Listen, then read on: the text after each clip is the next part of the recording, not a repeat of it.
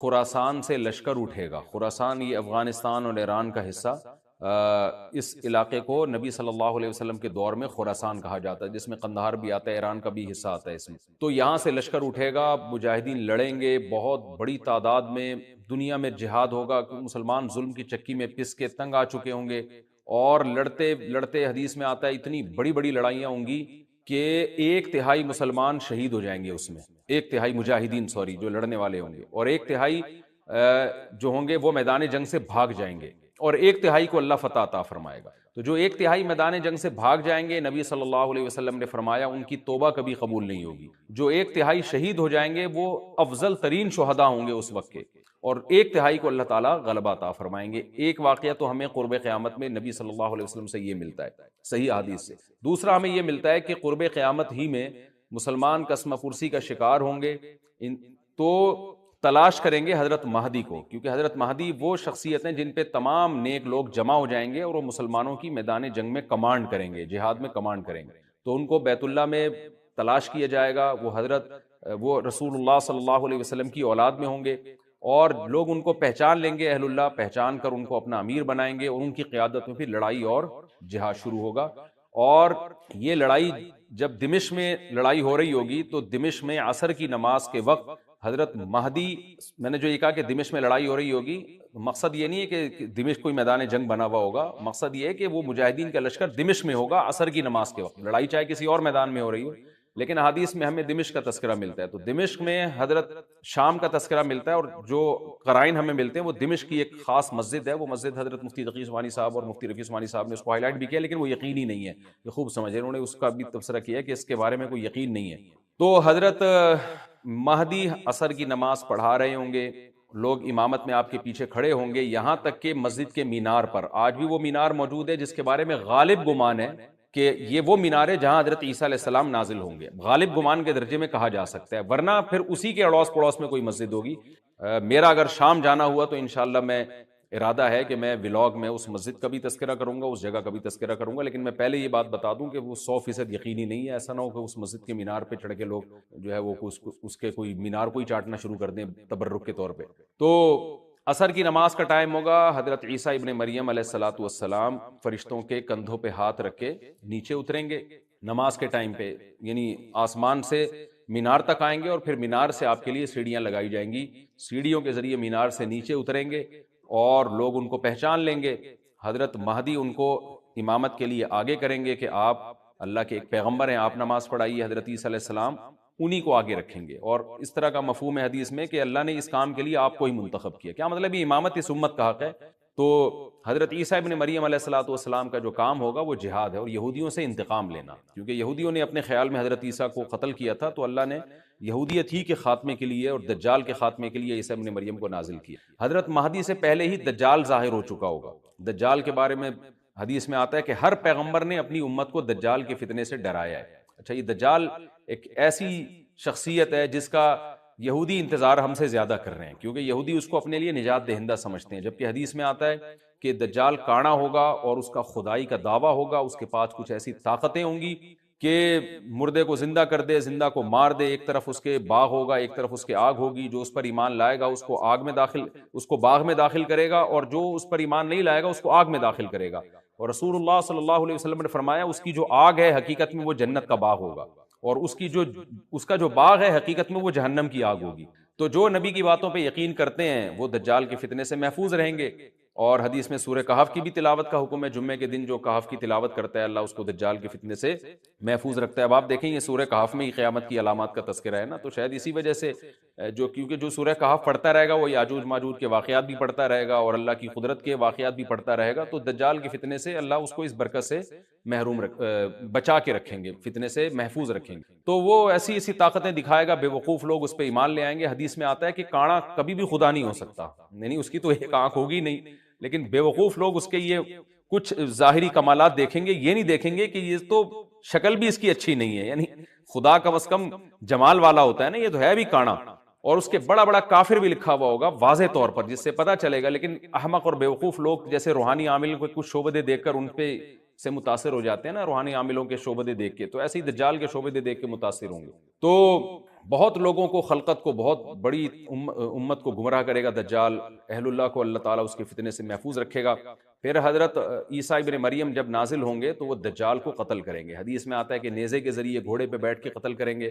علماء نے اس حدیث کا دو مطلب بیان کیے ہیں کہ یا تو اس کا مطلب یہی ہے کہ واقعی گھوڑے پہ بیٹھیں گے، نیزہ استعمال کریں گے، اور زمین جو ہے وہ اتنی پہلے اس سے جنگیں ہو چکی ہوں گی کہ لوگ دوبارہ تلواروں گھوڑوں کی طرف آ جائیں گے۔ اس بات کا امکان ہے، ہر ملک ایٹمی طاقت بن چکا ہے، تو اگر یہ ایٹم بم سارے ملک آپس میں چلا دیں تو ہم دوبارہ گدے گھوڑوں والی زندگی پر آ جائیں گے، ٹیکنالوجی ساری تباہ و برباد ہو جائے گی، انسان کی ترقی۔ تو اس بات کا بھی امکان ہے کہ کوئی اس سے پہلے ہو سکتا ہے کوئی ایسی جنگ عظیم ہو کہ انسانیت دوبارہ پہاڑوں پتھروں کے دور میں آ جائے۔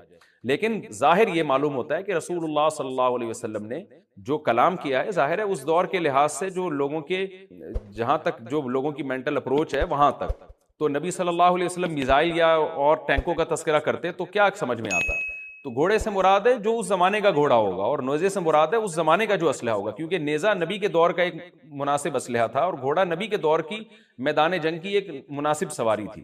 تو اس سے یہ بھی پتہ چلتا ہے کہ ہو سکتا ہے عیسیٰ ابن مریم نیزے کے بجائے کلاشنکوف کا استعمال کر لیں، تو یعنی وہ نیزہ جو ہے وہ اس کلاشنکوف کی یا جو بھی اسلحہ اس وقت حضرت عیسیٰ ابن مریم استعمال کریں گے اس کی ایک تعبیر ہے، تو اس کا بھی پورا امکان ہے۔ تو ہمیں بہرحال اتنا ایمان ہمارے لیے ضروری ہے کہ دجال کو قتل کرنے والی جو ذات ہے، جو شخصیت ہے، وہ عیسیٰ ابن مریم علیہ الصلوۃ والسلام۔ تو حضرت عیسیٰ کے ذریعے اللہ تعالیٰ دجال کو قتل کریں گے، اور حضرت عیسیٰ کی قیادت میں زبردست جہاد ہوگا۔ حدیث میں آتا ہے کہ عیسیٰ ابن مریم اس دنیا کو امن سے بھر دیں گے، اتنا امن ہو جائے گا اور اتنی مالی فراوانی ہوگی، اتنی مالی، کیونکہ دنیا میں مال بہت ہے، ڈسٹریبیوشن صحیح نہیں ہے، جو تقسیم ہے نا مال کی وہ ظالمانہ ہے، جس کی وجہ سے غریب سے غریب تر ہے، امیر سے امیر تر ہے۔ حضرت عیسیٰ ابن مریم ایسا نظام قائم کریں گے کہ جس سے مال کی صحیح تقسیم، اور لوگ اٹھیں گے زکوٰۃ کا مستحق تلاش کریں گے اور لوگوں کو زکوٰۃ کا مستحق نظر نہیں آئے گا، غریب تلاش کرنا مشکل ہو جائے گا۔ یعنی ایک آدمی، حدیث کے مفہوم ہے کہ زکوٰۃ لے کے گھومتا رہے گا اور اس کو کوئی غریب نہیں ملے گا، اتنی مالی فراوانی ہو جائے گی۔ پھر ترمذی کی روایت میں آتا ہے کہ اللہ کی طرف سے برکتیں ایسی نازل ہوں گی کہ بڑے بڑے انار پیدا ہوں گے، بڑے بڑے انگور پیدا ہوں گے، زمین اپنی برکتیں کھول دے گی، اور حضرت عیسیٰ علیہ السلام خنزیر کو بھی دنیا سے ختم کر دیں گے، خنزیر کی نسل کو ختم کر دیا جائے گا، وَيَضَعُ الْجِزْيَةَ، اور جزیہ کا نظام ختم، اما الاسلام و اما السیف، یا تو تلوار یا اسلام، اس کے علاوہ نہیں۔ تو نبی صلی اللہ علیہ وسلم کو اللہ نے جس مقصد کے لیے دنیا میں بھیجا تھا، اس مقصد کی جو تکمیل ہے وہ عیسیٰ ابن مریم کے ذریعے۔ باقی اس میں حکمتیں کیا ہیں اس پر میرے الگ سے بیانات موجود ہیں کہ اللہ نے حضرت عیسیٰ ابن مریم کا انتخاب کیوں کیا اس کام کی تکمیل کے لیے، اسی امت میں کوئی کیوں منتخب نہیں کر لیا، یا یہ کہ پیغمبر صلی اللہ علیہ وسلم ہی کے ذریعے پوری دنیا میں اسلام کو غالب کر دیا جاتا، اس میں کیا حکمتیں ہیں، اس پر میرے الگ سے بیانات موجود ہیں۔ ابھی تو میں کوشش کرتا ہوں کہ تفسیر سے میں جو ٹو دا پوائنٹ بات ہے اس سے یہاں اس لیکچر میں نہ ہٹوں۔ تو اسی وقت حضرت عیسیٰ ابن مریم اس کو یاجوج ماجوج کو قتل کریں گے اور دنیا انصاف سے بھر جائے گی، اور اللہ تعالیٰ نے جو پیغمبروں کو دنیا میں بھیجا تھا اس کا مقصد کیفیت اور کمیت دونوں لحاظ سے حاصل ہو جائے گا۔ اس کے بعد پھر آہستہ آہستہ دنیا میں زوال شروع ہوگا، اور پھر جب پوری دنیا کے لوگ زوال کا شکار ہوتے ہوتے کفر کی طرف جائیں گے، گناہوں کی طرف، اور حدیث میں آتا ہے جب تک ایک شخص بھی اللہ کا نام لینے والا ہوگا اس دنیا پر قیامت نہیں آئے گی، یہاں تک کہ آخری شخص جب دنیا سے اٹھے گا جو اللہ کا نام لیا کرتا تھا، تو اس کے بعد اللہ تعالیٰ سور پھونکیں گے، جبریل کو حکم دیں گے سور پھونکنے کا، اور اس دنیا کو تباہ و برباد کر دیا جائے گا۔ تو آگے قرآن کہتا ہے وَنُفِخَ فِي الصُّورِ، اور پھر سور میں پھونکا جائے گا، فَجَمَعْنَاهُمْ جَمْعًا، پھر ہم ان تمام انسانوں کو جمع کر دیں گے، وَعَرَضْنَا جَهَنَّمَ يَوْمَئِذٍ لِّلْكَافِرِينَ عَرْضًا، اور قیامت کے دن ہم جہنم کو، یومئذ جس دن ایسا ہوگا یعنی جس دن سور پھونکا جائے گا، یہ دوسرا سور مراد ہے، للکافرین عرضا، کافروں کے سامنے پیش کر دیں گے، الذین کانت اعینہم فی غطاء عن ذکری، یہ وہ لوگ ہیں جن کی آنکھیں میری یاد سے پردے میں پڑی ہوئی تھی، یعنی میری یاد کی چیزیں ان کو نظر ہی نہیں آتی تھیں، غفلت میں پڑی ہوئی تھی جن کی آنکھیں، وَكَانُوا لَا يَسْتَطِيعُونَ سَمْعًا، اور یہ سننے کی صلاحیت بھی نہیں رکھتے، نہ حق بات سنتے تھے نہ حق دیکھتے تھے، بس اپنے خواہشات کی جو چیزیں ہیں وہ ان کو اچھی لگتی تھیں اور وہی ان کو سمجھ میں آتی تھی۔ تو یہ ہمارا رکوع الحمدللہ کمپلیٹ ہو گیا۔ اس رکوع میں ہمیں بہت سارے اسباق ملتے ہیں، میں نمبر وار اس کو مختصراً بیان کر دیتا ہوں۔ پہلی بات تو یہ کہ دیکھیں اللہ تعالیٰ نے کیسے کیسے بادشاہ دنیا میں بھیجے ہیں اور کتنے پاورفل بادشاہ۔ حضرت ذوالقرنین کا نام ہی قرن والا، دو کناروں والا، زمین کہ بہت بڑے حصے کو حضرت ذوالقرنین نے فتح کیا، اور اللہ کے نیک بندے کیسے اللہ کے راستے میں لڑتے رہے ہیں۔ تو یہ جو لوگ بیٹھ جاتے ہیں نا بس عبادت کرو اور لڑائی وڑائی اسلام میں ہے ہی نہیں، یہ دنیا میں کوئی بھی عقل مند اس نظریے کا حامی نہیں ہوگا۔ تو طاقت اور قوت کی اسلام میں بہت زیادہ اہمیت ہے۔ اس سے ہمیں یہ بھی پتہ چلتا ہے کہ اپنے ملک کی، خاص طور پر اسلامی ملک کی جو فوجی قوتیں ہیں، جو فوجی طاقتیں ہیں، ان کی ہمیں قدر کرنی چاہیے، کیونکہ اگر کوئی بھی ملک عسکری لحاظ سے کمزور ہو جائے، کیونکہ اللہ تعالیٰ تو جو عسکری لحاظ سے طاقتور قومیں تھیں اللہ نے ان کا کتنا تذکرہ کیا، ہاں وہ اللہ کے باغی نہ ہو۔ تو اسلامی ملک میں کوئی بھی اسلامی کنٹری ہے، چاہے سعودی عرب ہے، چاہے پاکستان ہے، چاہے ترکی ہے، کوئی بھی اسلامی کنٹری ہے، اس کی فوج کی قدر کرنی چاہیے، کیونکہ اسی کی وجہ سے ملک کا بارڈر محفوظ ہوتا ہے۔ اگر مسلمان عسکری لحاظ سے کمزور ہونا شروع ہو جائیں تو کافر ہمیں گاجر مولی کی طرح کاٹنا شروع کر دیں، اسلام دشمن قوتیں ہمیں کھا جائیں، ختم کر دیں ہمیں کھا کے۔ تو نیک قوتوں کو اپنی بقا کے لیے ہمیشہ سے ایک اسلحے کی اور طاقت کی ضرورت رہتی ہے، اس کی اہمیت اسلام میں بہت زیادہ ہے۔ موسیٰ علیہ الصلوۃ والسلام کے بعد کتنے بڑے بڑے جنگی کمانڈر پیدا ہوئے، ذوالقرنین کا اللہ نے کیسا تذکرہ کیا، ذوالقرنین کی عبادت کا کہیں بھی تذکرہ نہیں، حالانکہ وہ بڑے عبادت گزار بھی تھے۔ داؤد علیہ السلام کی عبادت کا تذکرہ بھی ہے، ان کی تلوار اور طاقت کا تذکرہ بھی ہے۔ تو اللہ تعالیٰ جہاں عبادت کا تذکرہ کرتے ہیں تو طاقت اور قوت کا بھی تذکرہ کرتے ہیں۔ اس سے عسکری لحاظ سے اپنے آپ کو مضبوط کرنے کی اہمیت کا ہمیں پتہ چلتا ہے کہ اسلام میں اس کی بڑی اہمیت ہے۔ کسی بھی اسلامی ملک کی فوج کا مورال کسی بھی لحاظ سے ڈاؤن نہیں ہونا چاہیے، اور عسکری لحاظ سے وہ کسی بھی لحاظ سے کمزور نہیں ہونی چاہیے، اور اس کو چاہیے کہ اعدوا لهم ما استطعتم من قوہ پر عمل کرے، کہ قرآن کہہ رہا ہے روز بروز اپنی طاقت اور قوت میں اضافہ کرنے کی کوشش کرو۔ اس سے مسلم قوم کو کبھی بھی غافل نہیں ہونا چاہیے، اور کوئی بھی ایسا کام جس سے مسلمان قوتیں اور طاقتیں کمزور ہونا شروع ہو جائیں، اس کام سے ہمیں بچنا چاہیے۔ دوسری بات ہمیں یہ پتہ چلی کہ اللہ تعالیٰ نے اہل اسلام کے ذمے پوری دنیا کی ذمہ داری لگائی ہے، کسی ایک ملک کی نہیں۔ جتنے بھی پیغمبر آئے ہیں جب وہ دنیا فتح کرنا شروع کی ہے تو کہیں رکے نہیں ہیں وہ کہ بھئی یہاں تک، اس سے آگے نہیں جانا۔ ان کی صلاحیت ہی ختم ہو گئی ہو، وسائل ہی ختم ہو گئے ہو تو الگ بات ہے۔ تو پوری دنیا ہے جس میں اللہ کے دین کو غالب کرنا ہے۔ اب اس کا طریقہ کیا ہوگا؟ ظاہر ہے جو جس زمانے میں سوٹیبل طریقہ ہو وہ اختیار کیا جائے گا۔ تو حضرت ذوالقرنین پہلے انتہائی مشرق کی طرف گئے ہیں، جہاں سورج نکلتا ہے تو وہاں سے جہاں سے آبادی شروع ہو رہی ہے، اور ان کا خیال تھا کہ اب آگے آبادی نہیں ہے تو پھر جا کے سٹاپ کیا ہے۔ مغرب میں بھی ایسے ہی، شمال میں بھی ایسے ہی۔ تو ہمیں جب دیکھتے ہیں کہ جب صحابہ کرام نے دنیا فتح کرنا شروع کی ہے تو ہمیں مسلمان کمانڈروں میں بھی ایسے واقعات ملتے ہیں کہ وہ علاقے فتح کرتے کرتے سمندر کے کنارے پہنچے اور انہوں نے سمندر کو دیکھ کے کہا کہ تیرے آگے بھی آبادی ہوتی نا تو ہم اللہ کا کلمہ وہاں بھی بلند کرتے۔ تو یہ دور تھا مسلمانوں کا، اور یہ عیسیٰ ابن مریم دوبارہ پھر وہی کریں گے، پوری دنیا کو فتح کریں گے۔ تو حضرت ذوالقرنین کے اس واقعے سے پتہ چلتا ہے کہ پوری دنیا کی ذمہ داری اللہ نے ہمیشہ سے اہل اللہ پہ لگائی ہے، اور وہ پوری دنیا میں اللہ کے دین کو غالب کرنے کی کوشش میں ہمیشہ سے لگے رہے ہیں۔ تیسری بات ہمیں پتہ چلتی ہے کہ اسباب اور وسائل کی اہمیت۔ حضرت ذوالقرنین نے جب اتنا پہاڑوں کے بیچ میں اتنا یعنی لوہے کی پلیٹیں لگا کے، تانبا پگھلا کے آہنی دیوار بنائی ہے تو خوش ہوئے ہیں، ھذا رحمت من ربی، یہ میرے رب کی رحمت ہے۔ تبھی تو اللہ کا شکر ادا کیا نا، خوشی پہ شکر ادا کیا جاتا ہے۔ تو اس سے یہ بھی پتہ چلتا ہے کہ سائنس اور ٹیکنالوجی، دیکھیں یہ کام ٹیکنالوجی کے بغیر ممکن نہیں تھا۔ تبھی تو اس قوم نے کہا نا ذوالقرنین سے کہ ہم پیسے آپ کو دیں گے، لیکن ہمارے پاس وہ وسائل نہیں ہیں، وہ ٹیکنالوجی نہیں ہے ہمارے پاس۔ اور بظاہر ایسا لگتا ہے کہ ان کے پاس لوہا بھی تھا، تانبا بھی تھا، کیونکہ حضرت ذوالقرنین اب یہ تو نہیں ہے نا کہ زمین کے مشرق کی طرف دوبارہ لوہا جمع کرنے گئے ہوں، تو وہیں سے جو کچھ ہوگا نکالا ہوگا۔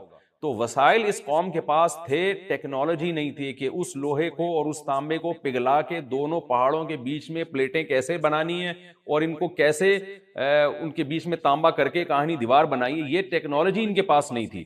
تو اس سے ہمیں ٹیکنالوجی کی ویلیو کا بھی پتہ چلتا ہے۔ آج مسلمان اس میں بھی بہت پیچھے چلے جا رہے ہیں اور اس کو مذہب سمجھنا شروع کر دیا ہے، یہ بات بھی غلط ہے۔ حضرت ذوالقرنین نے اتنی طاقت اور قوت کا استعمال کیا اور اتنے زبردست طریقے سے اس وقت جو بھی اس سوٹیبل ٹیکنالوجی تھی اس کا استعمال کر کے دو پہاڑوں کے بیچ کے راستے کو بند کر دیا اور اس پہ خوشی منائی حضرت ذوالقرنین نے۔ یہ نہیں کہا کہ بھئی اس سے کچھ بھی نہیں ہوتا، اصل میں تو بس انسان کو چاہیے کہ وہ اللہ اللہ کیا کرے بیٹھ کے، اور یہ کیا اللہ سے بس مدد مانگو، اللہ ہی۔ یاجوج ماجوج کے بارے میں ان کو کہہ دیتے ذوالقرنین کہ تم سب رات کو تہجد میں اٹھ کے دعائیں مانگو، اللہ یاجوج ماجوج سے تمہیں بچا لے گا۔ نہ نہ نہ، حضرت ذوالقرنین نے کہا دعائیں بھی مانگو، یقیناً حکم دیا ہوگا دعائیں مانگنے کا، لیکن ہم پورے اسباب اور وسائل استعمال کریں گے، لوہے کی پلیٹیں بنائیں گے، تانبے کو پگھلائیں گے، اوپر چڑھائیں گے اور اس طرح سے پوری مضبوط دیوار بنائیں گے۔ آج مسلمان ہاتھ پہ ہاتھ رکھ کے بیٹھ گیا ہے اور وظیفوں میں اور اور جو ہے بس وہ چند صبح شام کے وظیفے پڑھ کے وہ سمجھتا ہے کہ ساری دنیا کے سارے مسائل کا حل اس سے ہو جائے گا. ایسا نہیں ہے. آپ کو بہت زیادہ ترقی کرنی ہے, بہت زیادہ اسباب و وسائل میں آپ کو غیر مسلموں سے آگے نکلنا ہے. جیسے کہ قرون اولا کا مسلمان نکلا تھا, تبھی اللہ نے اس کے لیے دنیا میں فتوحات کے دروازے کھولے تھے. تو اللہ ہمارے لیے فتوحات کے دروازے جبھی کھولے گا جب ہم عبادت کے ساتھ ساتھ سائنس اور ٹیکنالوجی کے میدان میں بھی آگے بڑھنے کی کوشش. اور ہمیں قرب قیامت کی علامتیں بھی اس رکوع میں پتہ چلتی ہیں. میں نے بتایا تھا کہ نبی صلی اللہ علیہ وسلم کی نبوت کے دلائل میں ہے یہ واقعہ. یہودیوں نے آپ سے پوچھا کہ ذوالقرنین کے بارے میں بتائیے. ذوالقرنین وہ تھے جن کی تاریخ مسخ ہو چکی تھی. ایک بادشاہ تھے جنہوں نے پوری دنیا کو فتح کیا اور اللہ کے دین کو دنیا میں غالب کیا. پیغمبر تھے یا ولی اللہ تھے, راجح یہی ہے کہ پیغمبر نہیں تھے, لیکن اگر پیغمبر تھے تو ہمارا ایمان ہے, ہم تمام پیغمبروں پہ ایمان لاتے ہیں. بعض ایسے ہیں جن کے بارے میں قرآن نے بتا دیا کہ یہ اللہ کے پیغمبر تھے, بعض ایسے ہیں جن کے بارے میں قرآن نے مبہم رکھا. تو ان کی وجہ تسمیہ میں نے بتا دی تھی کہ ان کو قرن کہتے ہیں, سینگ کو, کنارے کو. تو زمین کے دونوں کناروں کو فتح کیا انہوں نے. تو ان کی تاریخ مسخ ہو چکی تھی, لیکن ایک اللہ والے گزرے تھے, نیک بادشاہ گزرے تھے. اس وقت کی آباد دنیا میں انہوں نے اللہ کے دین کو بلند کیا. تو اس لیے نبی صلی اللہ علیہ وسلم سے ان کے بارے میں آگے پوچھا گیا کہ آپ ان کے بارے میں کیا جانتے ہیں, آپ بتائیے. اگر آپ اللہ کے سچے پیغمبر ہیں تو آپ کو پتہ ہونا چاہیے. تو وہی نازل ہوئی نبی صلی اللہ علیہ وسلم پر, اور یہ واقعہ اللہ تعالیٰ نے نبی صلی اللہ علیہ وسلم کو بتایا. یہ آپ سے ذوالقرنین کے بارے میں کہتے ہیں, قل سأتلو علیکم منہ ذکرا, آپ کہہ دیجئے ان قریب میں تمہیں ان کے